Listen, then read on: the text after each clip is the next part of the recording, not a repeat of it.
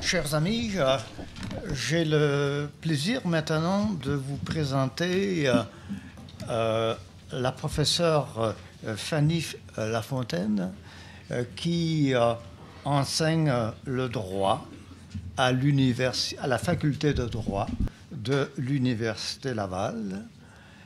Elle est docteure en droit de l'Université nationale d'Irlande, plus précisément de Galway, et elle a étudié notamment au Centre irlandais pour les droits de l'homme. Ses domaines de spécialité sont les suivants: droit pénal international, droit criminel canadien, droit international humanitaire, droits de l'homme. Bienvenue à notre conférence. Merci, merci beaucoup. Merci. Bon. Oui, je vais vous en donner. D'abord, merci. Ça me fait bien plaisir d'être avec vous. Bonjour à tout le monde. Merci à M. Philpott de l'invitation, à M. Chartrand. Merci à M. Tremblay de la gentille présentation. Je vais parler d'abord en anglais. Je vais faire ça à la canadienne, donc je vais vous saluer en anglais, ensuite je vais passer en français. Non. Alors, je vais faire peut-être le tiers de ma présentation en anglais, puis ensuite en français, donc je suis désolée à l'avance pour les interprètes et le casse-tête que ça va vous créer.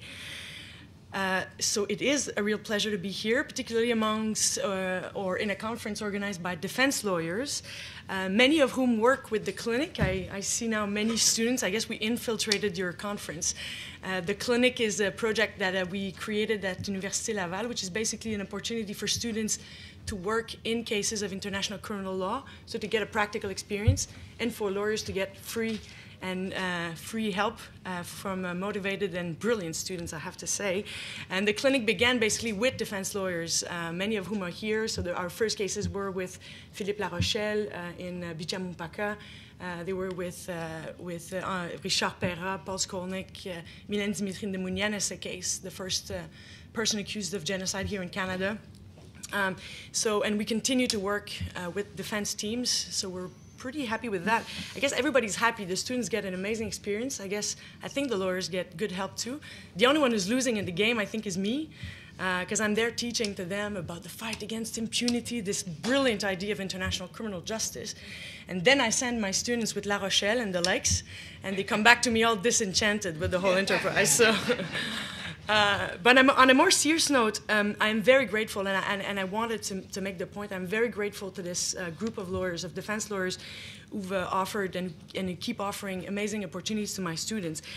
It's good on many fronts, obviously the practical level, but it's good on another level, one which we don't maybe talk often about, and this is that most of these students come back to their research interests, doing master's thesis, doctoral thesis, from the point of view of the accused, from the point of view of the defense. So they come back and do research with a very much more critical mind and with a different perspective. And this, I think, is important. We see a lot of literature on international criminal law, at the beginning, most of which was directed towards prosecution, towards the success of the whole enterprise, but very little attention had been paid to how the accused perceived the entire thing. So now I think this is changing, so I'm happy to see young minds, brilliant minds, turning their intelligence to this subject.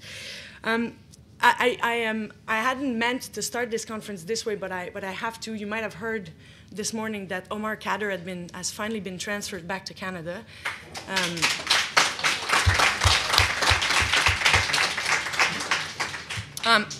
Omar Khadr is not really relevant to this conference to a certain extent, but to me it is.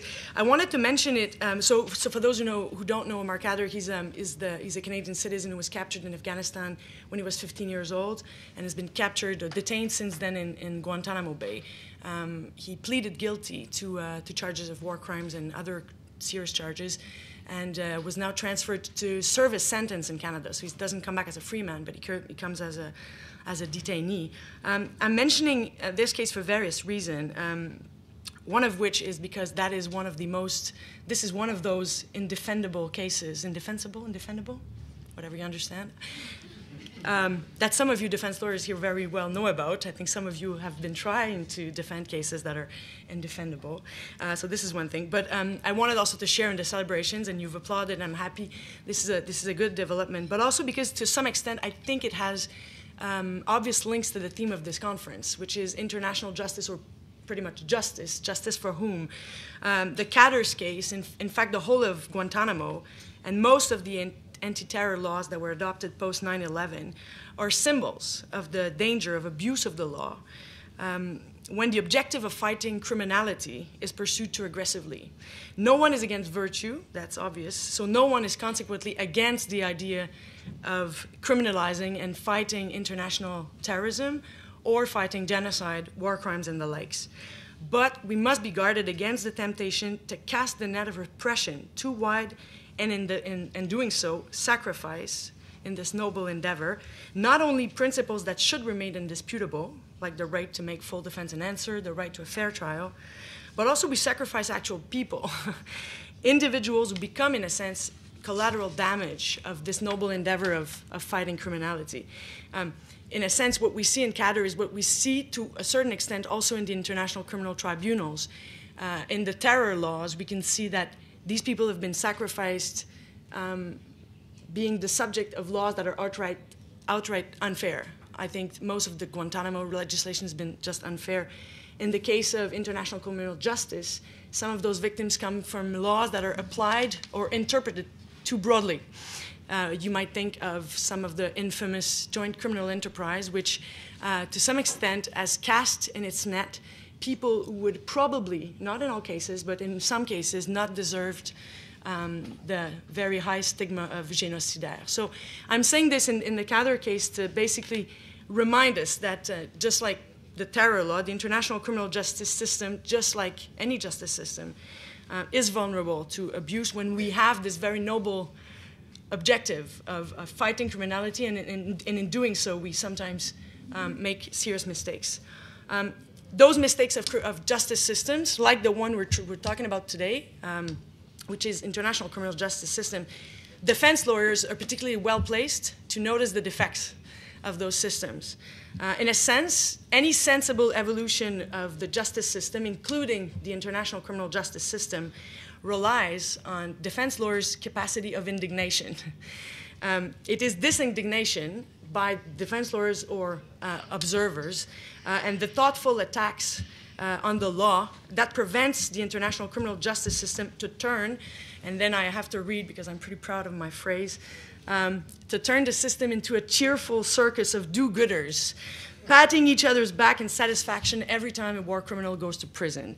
So what I'm saying is that defense lawyers and objective observers are there to make sure that the international criminal justice system doesn't become some kind of a global, happy circus of people pursuing war criminals with green or, let's say, pink glasses all over the globe without any due respect to other principles.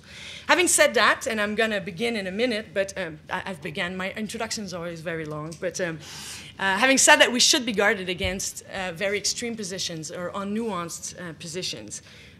We should be careful about those idealists who see international criminal justice as a panacea or as the grander, realization of mankind. But we should also be careful about those hopeless cynics. You haven't heard any of them today, I'm sure, but who see the whole enterprise as a completely worthless or corrupt enterprise, or as a bunch of crap, as you may have heard.